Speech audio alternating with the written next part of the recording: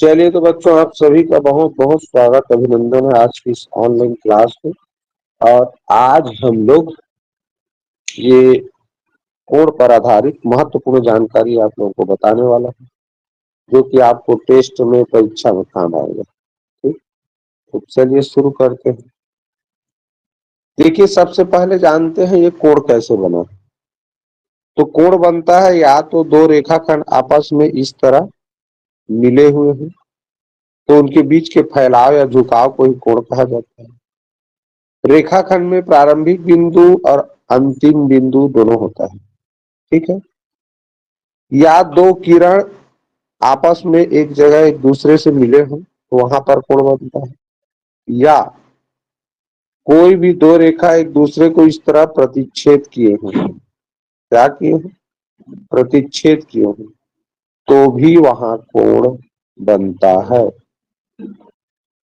तो कोण बनने के लिए तीन कंडीशन है, या तो दो रेखाखंड हो, या दो किरण, या दो रेखा। रेखा के दोनों किनारे में तीर का निशान होता है। रेखा का प्रारंभिक बिंदु और अंतिम बिंदु दोनों नहीं होता, याद रखना। रेखा का कभी भी प्रारंभिक बिंदु और अंतिम बिंदु नहीं होता। ये किरण से बना कोण है। किरण में प्रारंभिक बिंदु होता है। ये जहां पर मिला है ये दोनों किरण का प्रारंभिक बिंदु है। ठीक, तो किरण का प्रारंभिक बिंदु होता है लेकिन अंतिम बिंदु नहीं होता। किरण के प्रारंभिक बिंदु जिस जगह आपस में मिले होते हैं, किरण के प्रारंभिक बिंदु जिस जगह आपस में मिले होते हैं वहीं पर दोनों किरणों के बीच में जो झुकाव या फैलाव है उसी को कोण कहते हैं। दो रेखाखंड के कोई भी छोर, कोई भी बिंदु आपस में एक जगह मिले हो तो वहां पर दोनों रेखाखंड के बीच में जो झुकाव होता है, फैलाव होता है, उसे ही कोण कहा जाता है। कोण के बारे में होगा। लेकिन रेखा रेखा जिस बिंदु पर एक दूसरे को काटते हैं, काटना को गणित की भाषा में प्रतिच्छेद करना बोलते हैं। तो जिस बिंदु पर प्रतिच्छेद करते हैं उसके चारों तरफ कुल चार कोण बनते हैं। तो इस तरह ये रेखा में कोण बनता है। तो एक महत्वपूर्ण चीज क्या जान लो कि कोण में, कोण बनाने के लिए कम से कम, कोण बनाने के लिए कम से कम दो रेखाखंड या दो किरण या दो रेखा की जरूरत पड़ती है। ये बात याद रखना। कोण बनाना है तो कम से कम एक रेखाखंड, एक किरण और एक रेखा की जरूरत पड़ती, सॉरी, दो रेखा की जरूरत पड़ती है। दो रेखा, दो किरण या दो रेखाखंड के बगैर कोण नहीं बना सकते। क्लियर। अगला देखिए, कोण की अब प्रकार में आ जाते हैं। तो कोण के प्रकार दो प्रकार का है, मैं बताया था जो वीडियो देखे हो उसमें। पहला था निश्चित मान वाला। क्या वाला था? निश्चित मान वाला। इसको थोड़ा, पहला जो कोण है वो है निश्चित मान वाला कोण। तुम लोग बच्चों माइक ऑन कर देते हो बिना मतलब का, इसलिए मैं सबका माइक म्यूट कर दिया हूं, याद रखना। अब तुम लोग माइक ऑन नहीं कर सकते। मैं जब तक इधर से चालू नहीं करूंगा तुम लोगों का माइक ऑन नहीं होगा। इसलिए घबराना मत, चुपचाप वीडियो देखो। मैं जब लास्ट में हो जाएगा तो वीडियो माइक ऑन करूंगा कुछ भी पूछने के लिए। कई बच्चे नहीं समझते, माइक ऑन करके घर में चिल्लाते रहते हैं। ठीक, चलो ध्यान दो।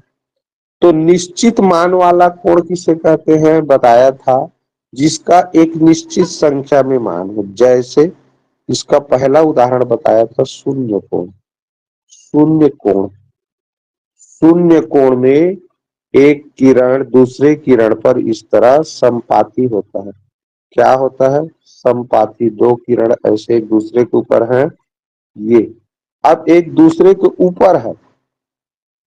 ठीक है, इसमें इस तरह ऐसे नहीं बनेगा। कोण का फैलाव तुमको दिखाई नहीं देगा। और दो किरण दिखाई देंगे, वो एक दूसरे के ऊपर क्या होते हैं? संपाती। याद रखो, तब वहां शून्य अंश का कोण बनता है, शून्य कोण, यानी उसके बीच में फैलाव ही नहीं है कोई, तो वो शून्य कोण होता है बच्चों, याद रखना। केवल शून्य कोण में ही इस तरह का, जो ऐसे हम लोग जैसे बाकी कोण में इस तरह बनाते हैं ये वाला, तो ये फैलाव तुमको दिखाई नहीं देगा, इस तरह बस लाइन ही दिखाई देगा। ठीक, तो ये कितने अंश का, शून्य अंश का इसमें कोण बनता है। शून्य अंश माने क्या है, कोई फैलाव ही नहीं है उसमें। ठीक, ये चीज याद रखना, इसका चित्र याद रखना कि शून्य अंश का कैसा रहता है।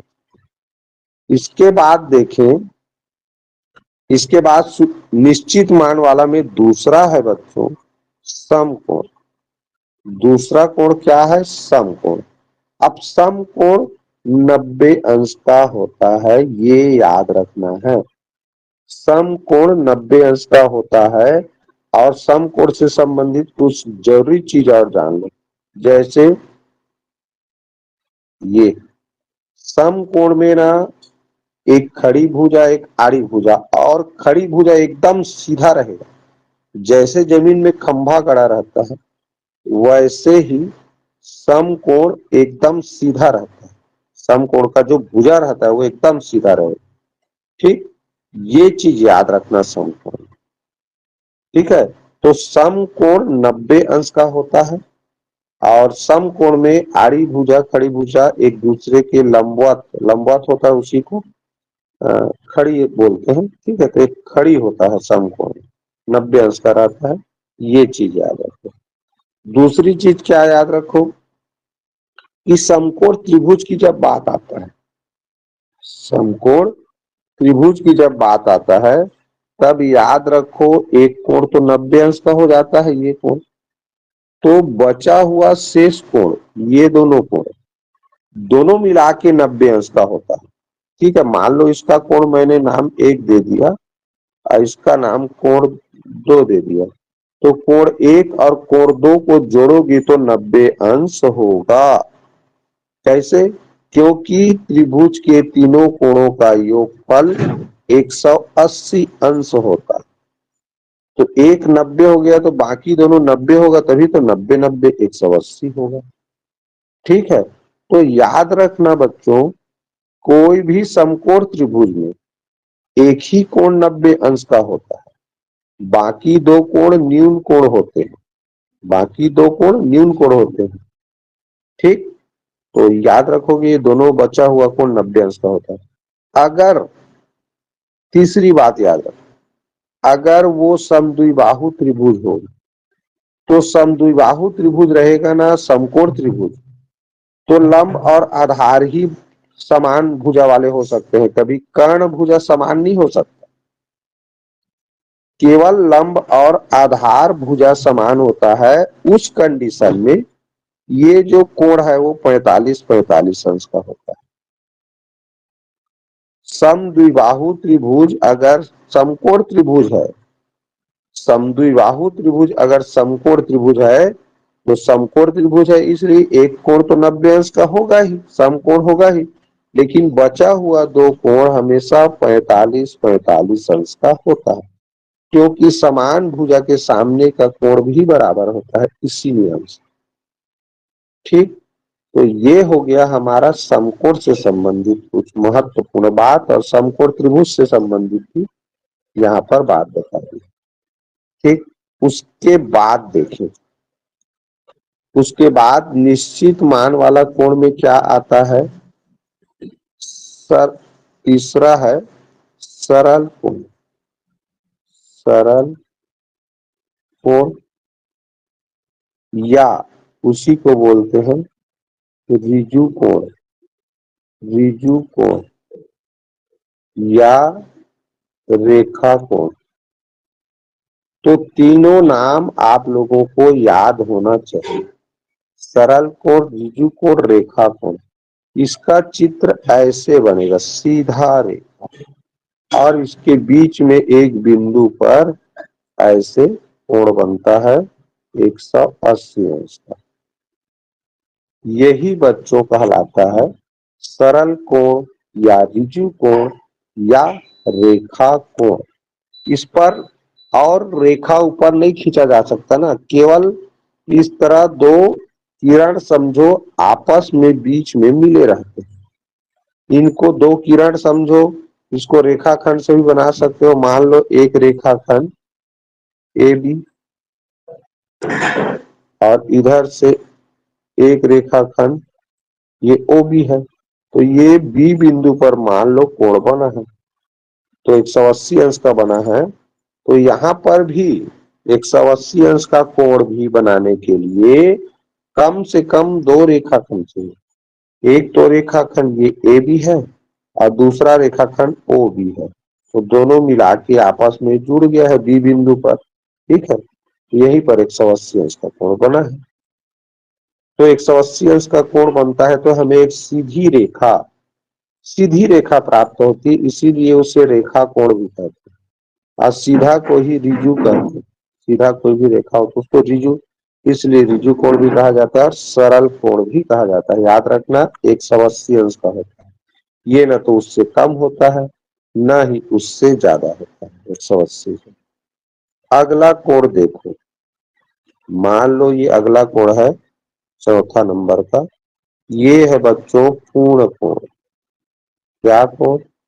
पूर्ण कोण। पूर्ण कोण के बारे में दो चीज याद रखना। पहला, इसमें भी जो दो रेखा या दो किरण रहेगा वो समपाती रहेगा, लेकिन शून्य अंश के कोण से क्या अंतर है? इसमें इस तरह जो कोण का फैलाव है वो गोल रहता है। कोण का फैलाव कैसे रहता है? गोल रहता है। अब गोल घड़ी भी हो सकता है, गोल घड़ी भी हो सकता है, गोल वृत्त भी हो सकता है, गोल पहिया भी हो सकता है। तो बहुत सारे प्रश्न में पूछा जाता है कि कौन सा कोण का आकार घड़ी जैसे होता है, या वृत्त जैसे होता है, या पहिया जैसे होता है, या गोलाकार होता है, ऐसा पूछ सकता है। तो याद रखना केवल पूर्ण कोण का जो है वो घड़ी यानी गोलाकार होता है। इसका मान होता है बच्चों 360 अंश। पूर्ण कोण का मान होता है 360 अंश। क्योंकि निश्चित मान वाला कोण पढ़ रहे हैं तो इनका मान निश्चित है, एक ही, कोई भी एक संख्या फिक्स है। तो पूर्ण कोण केवल 360 अंश के कोण को बोलते हैं। इसमें भी एक रेखा या एक किरण दूसरे किरण पर क्या होता है? संपाती होता है।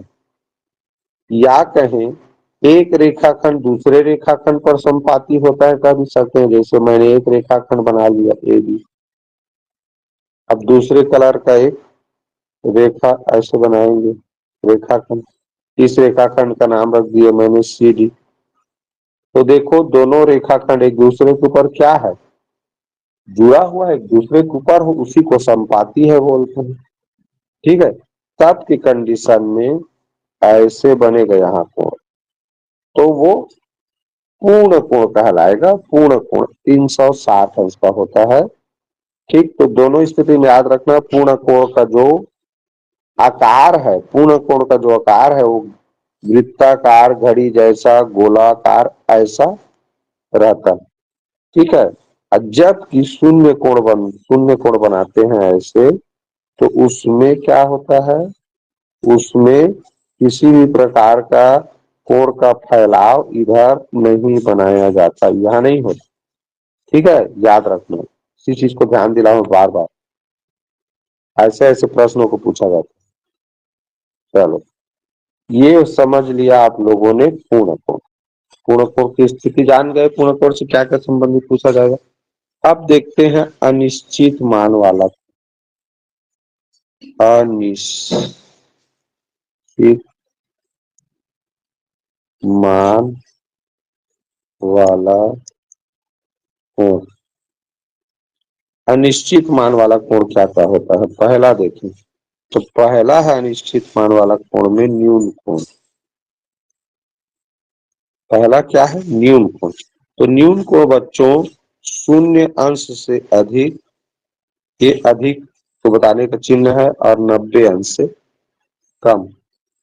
तो इस बीच का जितना भी कोण है तो सारे के सारे कोण न्यून कोण कहलाएंगे। मान लो मैंने यहाँ ऐसे कर दिया 70 अंश, तो ये हमको देखना क्या है कि ये शून्य से बड़ा है और 90 से कम है, इसका मतलब ये न्यून कोण है।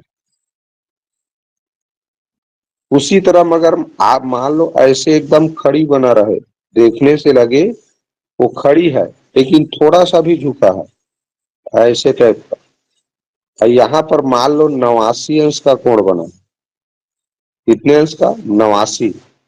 तो भी देखो ये 0 से तो बड़ा है और 90 से छोटा है, 90 से छोटा है।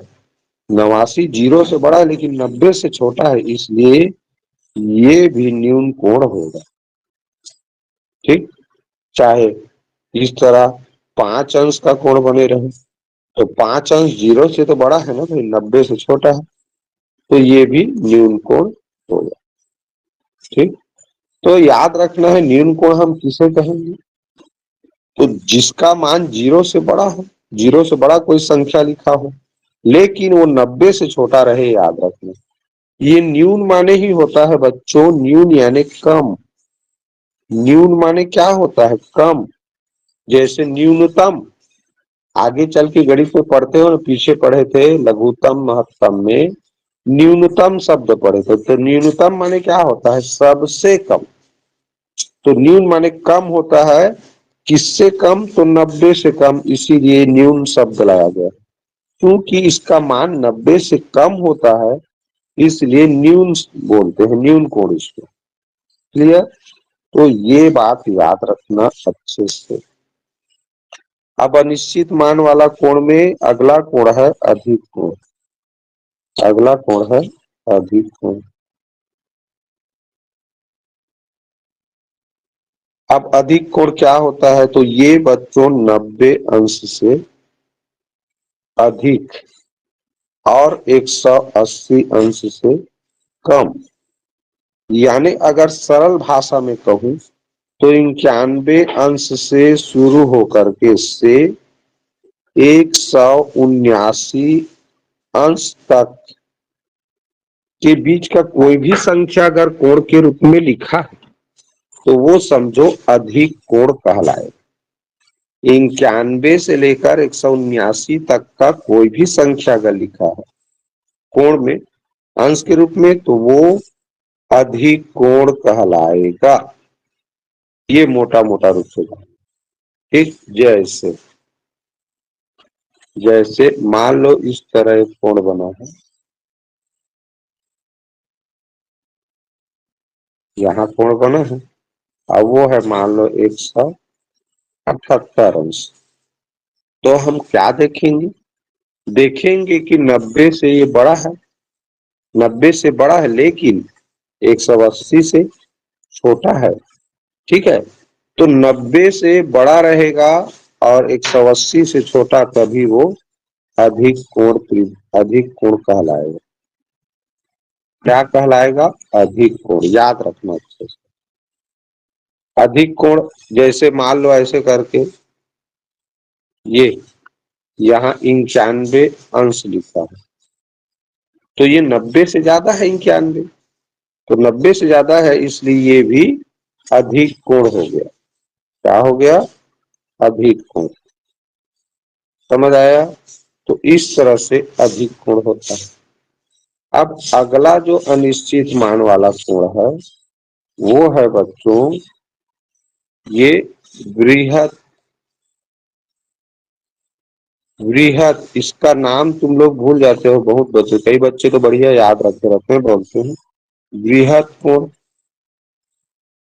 अब वृहत के जगह में वृहद भी लिखा जा सकता है, वृहद ऐसा भी लिख देते हैं। ठीक है, अब एक होता है इसको बोलते हैं पुनर्युक्त। पुनर्युक्त कोण। और इसका एक और नाम है बच्चों, वो है प्रतिवर्ती। प्रतिवर्ती कोण। तो ये जो नाम है, तीन नाम मुख्य रूप से मान के चलो, वृहद कोण, पुनर्युक्त कोण और प्रतिवर्ती कोण। ये आप लोगों को अच्छे से याद रखना है। ये इसका मान जो है 180 से अधिक होता है, लेकिन 360 से हमेशा कम होता है। तो चाहे 181 से कहूं, मोटे मोटे तौर पे कहे तो 181 से शुरू होकर के ये 359 तक, 181 से शुरू होकर के 359 तक के जितने भी अंश के कोण रहेंगे उनको हम वृहद कोण कहें या पुनर्युक्त कोण कहें या प्रतिवर्ती कोण के नाम से जानते हैं। उदाहरण के रूप में चित्र बना सकते हो। देखो इस तरह एक है, अब ये थोड़ा झुका हुआ है। अब मान लो यहाँ बना है 190 अंश, तो ये पुनर्युक्त या वही प्रतिवर्ती, ठीक है, ये पुनर्युक्त कोण है, प्रतिवर्ती कोण बोल सकते हो या वृहद कोण बोल सकते हो। इसी तरह मान लो इस तरह ऐसे आ गया है, यहाँ पर ऐसे कोण बना, यहाँ गैप है ना, देखो यहाँ पर, तो ये मान लो लगभग बन गया है 355 अंश। तो ये 360 से कम है और 180 से ज्यादा है। ये 190 भी 180 से ज्यादा है, 360 से कम है, इसलिए इसे पुनर्युक्त या वृहद या प्रतिवर्ती इस कोण के नाम से जाना। ठीक, तो प्रतिवर्ती कोण हो गया।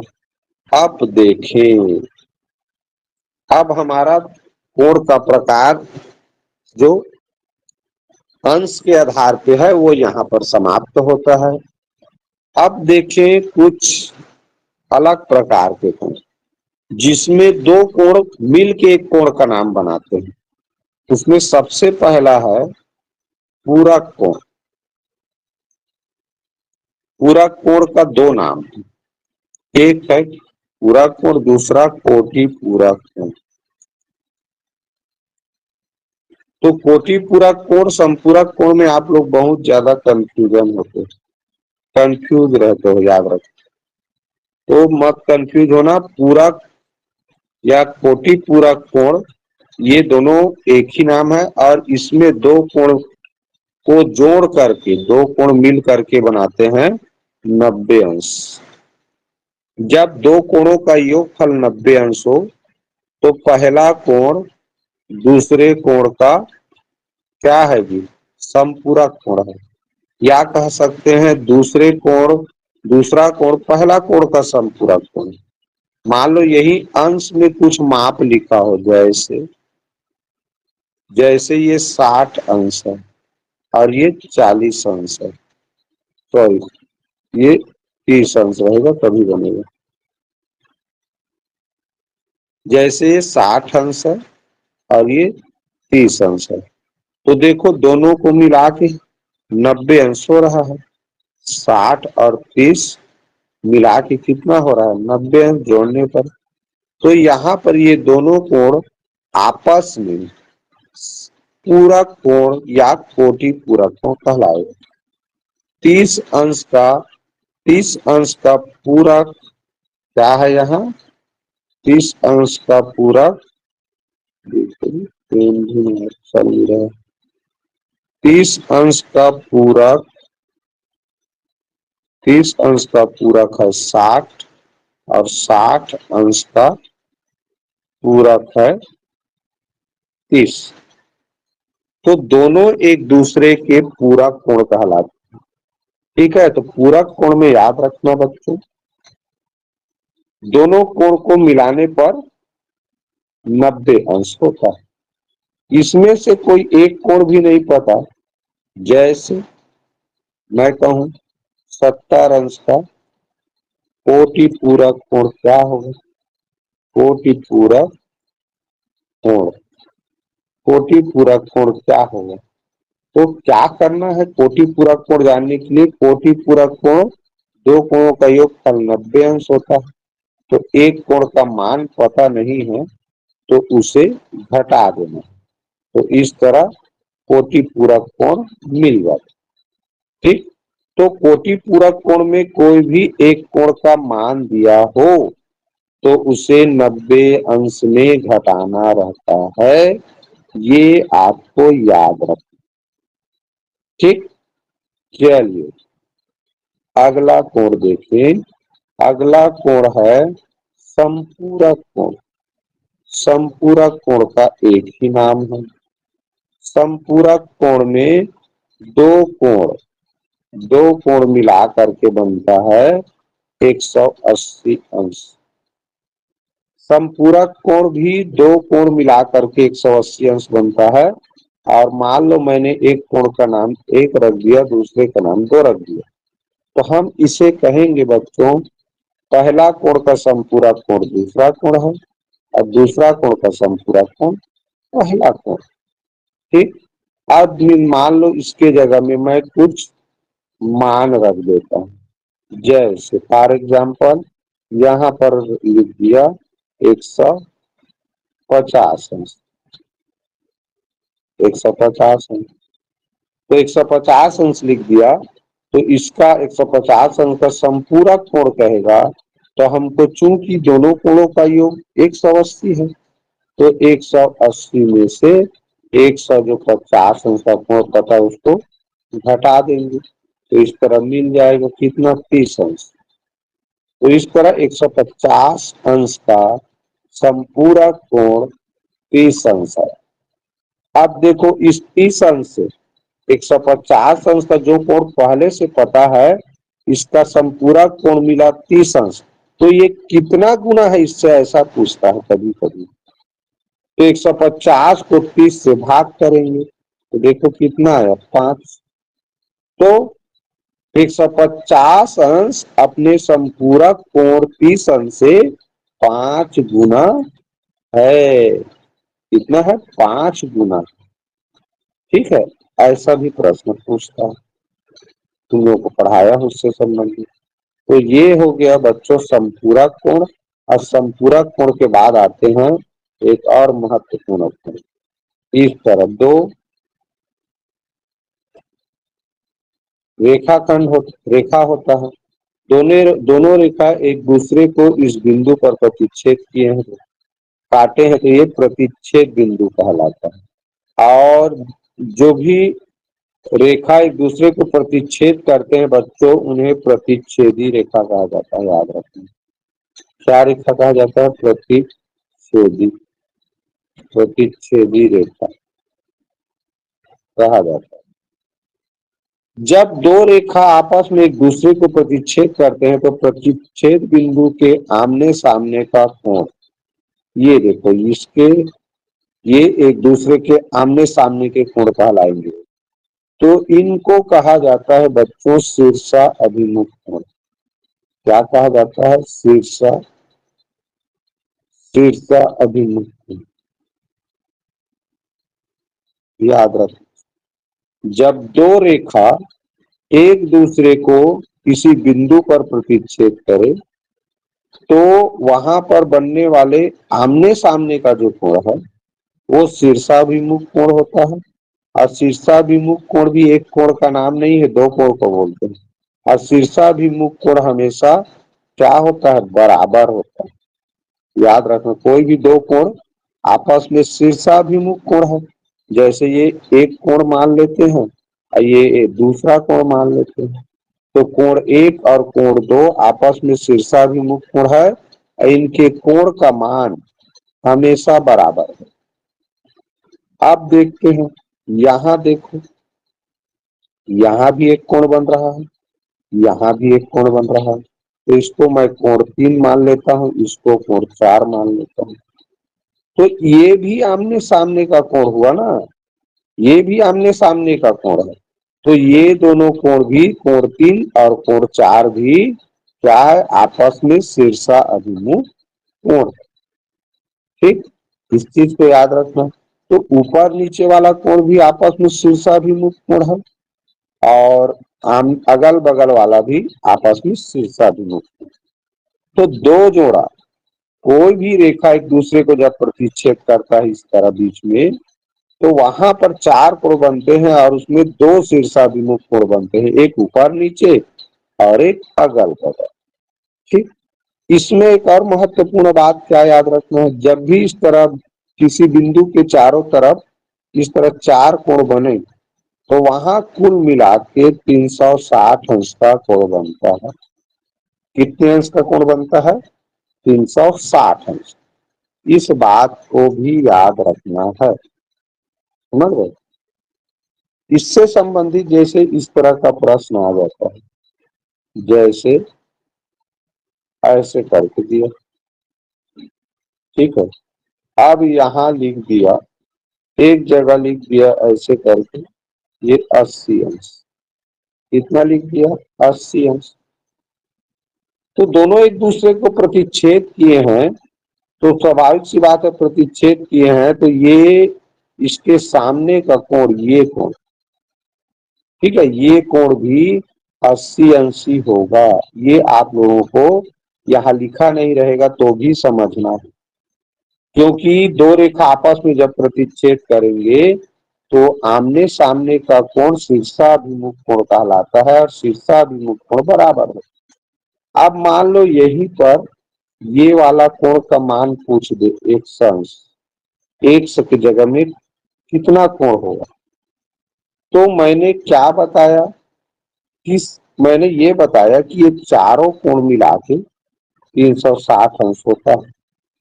अब हमको एक ही कोण का मान पता था, लेकिन हमने शीर्षाभिमुख कोण का नियम जान रहे थे, इसीलिए सामने के कोण को भी 80 बना दिया। अब 80 80 160, तो उसको घटा देंगे तो क्या मिला? 200 मिला। अब ये 200, ये बचा हुआ जो दो कोण है दोनों का है, अब दोनों बराबर होता है, दोनों शीर्षाभिमुख कोण है ऊपर नीचे भी। अब दोनों बराबर है तो दो से दो को 200 को भाग कर देते हैं, तो इस तरह क्या कहेंगे,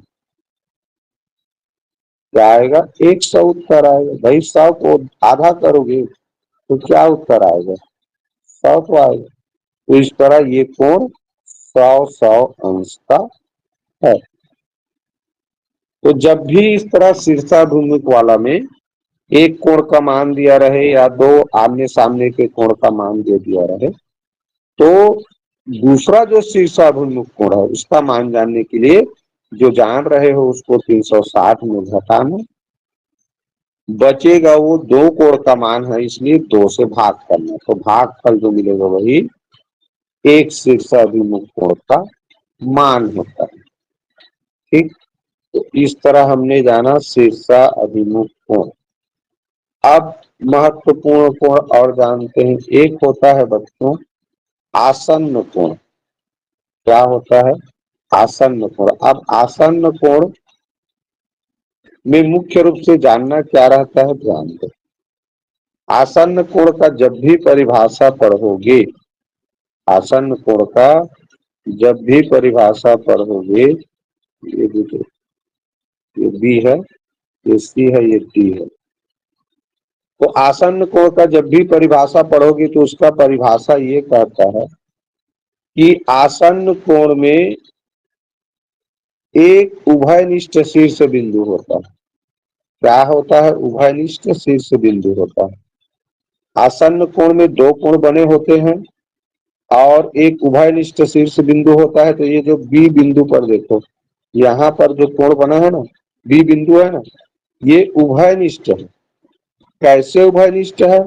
तो ये कोण एक को बनाने में भी इस बिंदु का उपयोग किया जा रहा है और ये कोण दो को बनाने में भी इस बिंदु का उपयोग किया गया है।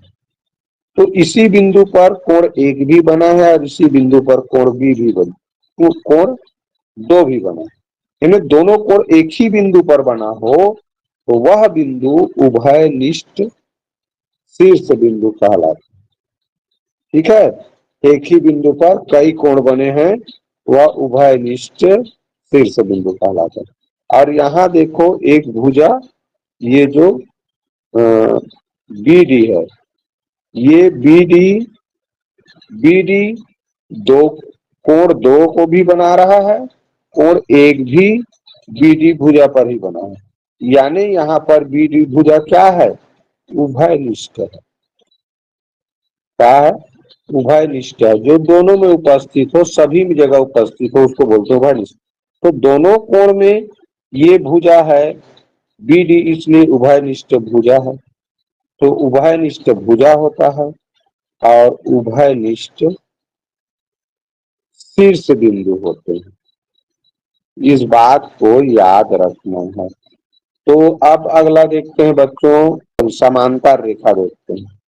समांतर रेखा क्या होता है, तो समांतर रेखा इस तरह दो या दो से अधिक रेखा हो सकता है जिनके बीच की दूरी, जिनके बीच की दूरी क्या होना चाहिए, एक बराबर होना चाहिए, जो आपस में कभी एक दूसरे को प्रतिच्छेद न करे, ऐसी रेखाएं कहलाती हैं समांतर रेखाएं। क्या, समांतर रेखा।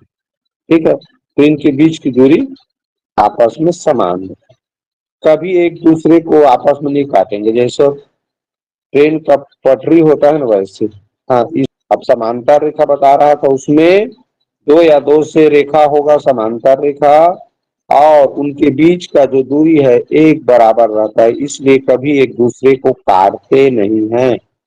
समझ गए, वो समांतर रेखा। चलिए, समांतर रेखा के बाद अब देख लेते हैं तिर्यक रेखा। क्या रेखा, तिर्यक रेखा। तो देखो, कोई भी इस तरह दो समांतर रेखा है, अब दो समांतर रेखा को एक तिरछा रेखा से काट दिया है, तो यही जो तिरछा है यही कहलाता है तिर्यक रेखा। अब तिर्यक रेखा का एक और नाम है बच्चों, प्रतिच्छेदी, प्रतिच्छेदी रेखा। हर रेखा का प्रकार मैं शुरू में और पढ़ा चुका हूँ, तो सभी चीजों का नाम भी तुम लोग को अच्छे से याद रखना चाहिए, एक से अधिक हो गए। तो जो तिरछा रहता है उसको तिर्यक रेखा, या क्योंकि वो समांतर रेखा को पार किया है, काट दिया है उसको, इसलिए प्रतिच्छेदी रेखा। प्रतिच्छेदी रेखा इसलिए बोल रहे हैं क्योंकि उसने समांतर रेखा को काटा है, प्रतिच्छेद किया है। ठीक, तो इस तरह समांतर रेखा, प्रतिच्छेदी रेखा कहें और तिर्यक रेखा। इसमें बनने वाले कोण कौन कौन सा है, इससे संबंधित प्रश्न बहुत है। तो ये देखो, ये दोनों है समांतर रेखा। अब इसको एक रेखा ऐसे काट दिया जी, तिर्यक रेखा। तो यहाँ पर भी चार कोण बनते हैं, यहाँ भी चार कोण बनते हैं। ठीक है, तो देखो ध्यान से, ये मान लो कोण एक, और इसको लेफ्ट बना लो, इसको राइट बना लो। तो रेखा के इधर इधर को मानेंगे ऊपर, ये ऊपर है सफेद वाला, और गुलाबी रंग में कर देता हूं नीचे, तो ये लाइन के नीचे है, ये भी लाइन के नीचे वाला हिस्सा है। ठीक, ये लेफ्ट है और ये राइट है, ये बात को याद है। तो जब भी हमको मान लो यहाँ पर संगत कोण ढूंढना हो, क्या कोण, संगत कोण, तो इसमें संगत कोण बनते हैं और एकांतर कोण बनते हैं और दो अंतः कोण बनते हैं। तो संगत कोण ढूंढना है, तो संगत माने संगत में स शब्द है, देखो संगत में स शब्द है, तो वहां से जानो एक समान रहेगा नियम। यानी देखो यहाँ पर ध्यान से, ये समांतर रेखा के ऊपर और लेफ्ट साइड में है, तिर्यक रेखा के लेफ्ट साइड और समांतर रेखा के ऊपर। तो ऐसा ही कोण नीचे के समांतर रेखा में ढूंढना है, वो देखो ऊपर साइड होना चाहिए और ये लेफ्ट साइड, क्या side, left side, same to same दिशा में, तो यही कोण कहलाएगा। मान लो इसका नाम हमने ऐसे रख दिया, 2 3 4 5 6 7 8, तो ये कोण 5 कहलाएगा, कोण एक का संगत कोण। कोण एक का संगत कोण क्या हुआ, कोण 5। क्यों, क्योंकि ये भी समांतर रेखा के ऊपर और लेफ्ट साइड में है, और ये भी समांतर रेखा के ऊपर और लेफ्ट साइड। उसी तरह दो का देखें, तो कोण दो समांतर रेखा के तो ऊपर है लेकिन राइट साइड में है, तो यहाँ भी देखो समांतर रेखा के ऊपर और राइट साइड में तो ये 6 है, तो 2 का ये 6 हो। 4 का देखें तो समांतर रेखा के नीचे है, तो नीचे देखेंगे तो इसमें इधर है, ठीक। और नीचे में लेफ्ट साइड में है, तो ये 8 लेफ्ट साइड में है, तो ये 4 का 8 संगत कोण है। उसी तरह 3 का ये 7 है। तो संगत कोण का यही पहचान है। सेम टू सेम, ऊपर है तो ऊपर ही रहेगा नीचे वाले रेखा के, और लेफ्ट में है तो लेफ्ट में ही मिलेगा, ठीक। तो 4 जोड़ा इसमें संगत कोण बनता है। अगर समांतर रेखा 3 ठो रहेगा तो और 4 ठो कोण बन जाएगा, तो 3 3 जोड़ा हो जाएगा, ठीक है। 4 जोड़ा है तो वो ज्यादा हो जाएगा। अब चलिए देखिए अगला, एकांतर कोण। एकांतर कोण देखते हैं। ये 2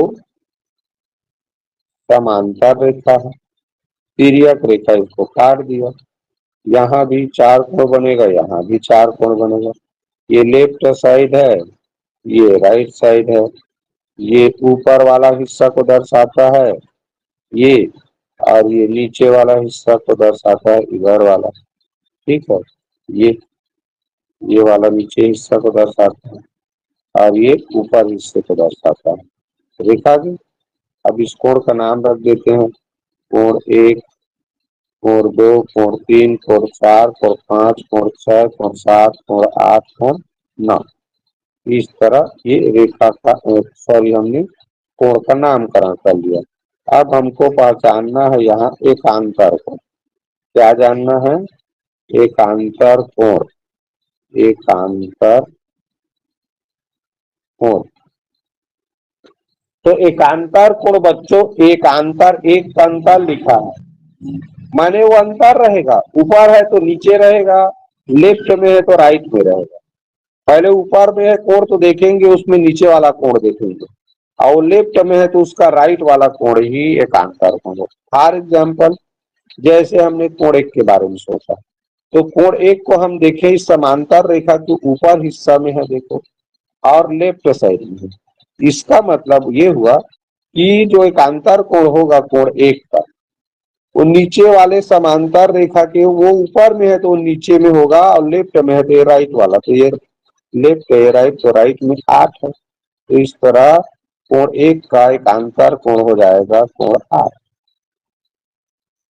कोण 2 की बात सोचे तो ये कोण 2 समांतर रेखा के ऊपर है और राइट में है, तो समांतर रेखा के नीचे और लेफ्ट में रहेगा, तो क्या हुआ? नाउ देखो, समांतर रेखा के नीचे है और लेफ्ट साइड में, तो ये कोण 2 का कोण एक क्या हो गया, ये कोण क्या है, 6 7 8, अरे यहाँ 4 रह गई गलती से, 1 2 3 4 5 6 7 8 ऐसे, तो ये क्या है, 7 है, सॉरी। अब कोण 2 का क्या मिला, 8। ऐसे ही तुमको कर लेना है, क्लियर। चलिए, तो ये हो गया हमारा समांतर कोण। और इसमें कुछ कोण जो बचा हो तो और थोड़ा बता देता हूँ। देखो बच्चों, सबसे महत्वपूर्ण चीज, त्रिभुज के त्रिभुज के तीनों कोणों का योग। त्रिभुज के, मान लो ए कोण दिया है, बी कोण दिया है, सी कोण, तो तीनों कोण का योग हमेशा याद रखना 180 अंश होता है। त्रिभुज के तीनों कोणों का योग, चाहे वो त्रिभुज किसी भी प्रकार का हो, इस पर मायने नहीं रखता, तीनों कोणों को जोड़ोगे तो 180 अंश होता है। अब उसमें से कोई भी बाकी कोण जान रहे हो तो उसको पक्षांतर करके, या 100 का मान पूछता है इस तरह, तो उसमें 100 को छोड़ के बाकी पक्षांतर कर देना, 100 के साथ जो भी जोड़ना घटाना भाग करना कर लेना, फिर उत्तर आ जाता है, 100 का मान हो या किसी कोण का मान, ठीक है। तो ये भी देख लेना, ये जरूरी करके आता है। अब आते हैं किसी कोण के अंतः कोण कितना बनता है। अंतः कोणों का योगफल कैसे जानते हैं? तो इसके लिए बच्चों इसका सूत्र है बहुभुज इसका सूत्र क्या है? बहुभुज, बहुभुज की भुजा संख्या, बहुभुज की भुजा संख्या में दो घटाना है। बहुभुज की भुजा संख्या में दो घटाना है और फिर उसका गुणा करना है 180 से। ये मैं शुरू में बताया था और कई बार। कोई भी बहुभुज, बहुभुज किसे कहा जाता है? त्रिभुज, चतुर्भुज, पंचभुज, जिसका दो से अधिक यानी 3, 4, 5, उसी तरह 6 भुजा वाला भी हो सकता है। ठीक है, ऐसे करें तो छह भुज, इसको षटभुज बोलते हैं, सप्तभुज, अष्टभुज। ऐसे ये त्रिभुज, चतुर्भुज, पंचभुज, षटभुज तक आप लोग पढ़ोगे, आप लोगों के 9-10%। तो ये चार को कम से कम याद रखो, त्रिभुज, चतुर्भुज, पंचभुज, षटभुज। तो इनके अंदर अंतःकोणों का योगफल कैसे जानेंगे? इसका सूत्र यही है, बहुभुज की संख्या, बहुभुज की भुजा की संख्या में से दो घटाना है, फिर उसे 180 से गुणा करना। ठीक है, तो इसका उदाहरण थोड़ा समझा देता हूं, देख लो। जैसे त्रिभुज है, तो त्रिभुज के तीनों अंश, तीनों कोण का मान 180 अंश होता है, ये तो याद रखना। अब ये कैसे में हुआ? तो त्रिभुज में तीन भुजा होता है। कितना होता है? तीन भुजा। अब तीन भुजा में से दो घटाना बोला हूं, फिर उसके बाद 180 से गुणा करना। तो देखो, तीन में से दो घटाओगे तो एक ही तो बचा। अब 180 से गुणा करोगे एक का, तो 180 तो आएगा। इसीलिए त्रिभुज के तीनों कोणों का योग यानी तीनों अंतः कोणों का योग, अंतः कोण माने अंदर बनने वाला था, 180 होता है। मान लो यही चतुर्भुज है, तो चतुर्भुज कैसे याद रखना है? 360 अंश। और नहीं याद है मान लो, तो क्या करोगे? चतुर्भुज में चार भुजा होता है, अब उसमें से दो घटाएंगे पहले। तो चार में से दो घटाओगे दो आएगा, फिर उसका 180 से गुणा करोगे, तो 180 दूनी 360 अंश। सिंपल। अब मान लो यही पंचभुज बना है, ऐसे क्या बना है? पंचभुज। तो पंचभुज में पांच भुजा होता है, तो उसमें से दो घटाएंगे। अब दो घटाने के बाद फिर हमको 180 से गुणा करना है। तो याद रखना, पहले इसको कोष्ठक में लिखोगे, भुजा की संख्या और एक दो को, नहीं तो गुणा पहले हो जाएगा बोधमास के नियम। तो सूत्र लिखते समय भी बहुत सारा चीज ध्यान में रखना पड़ता है।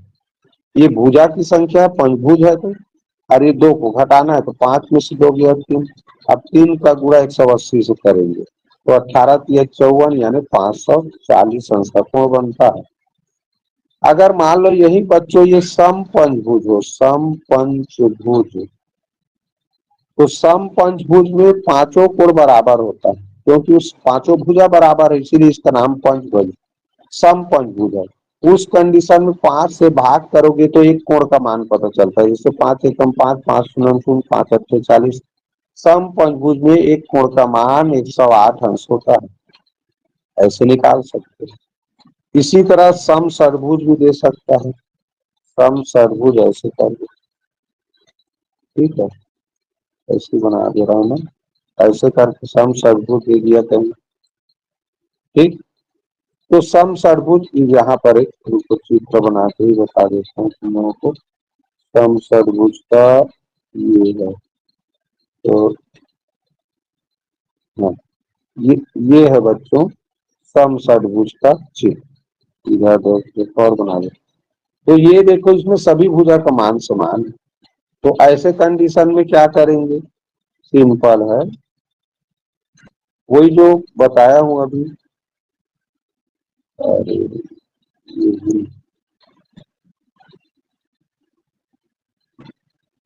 वही तरीका अपनाएंगे, छह भुजा है तो छह में से दो घटाएंगे, उसके बाद 180 से गुणा करेंगे।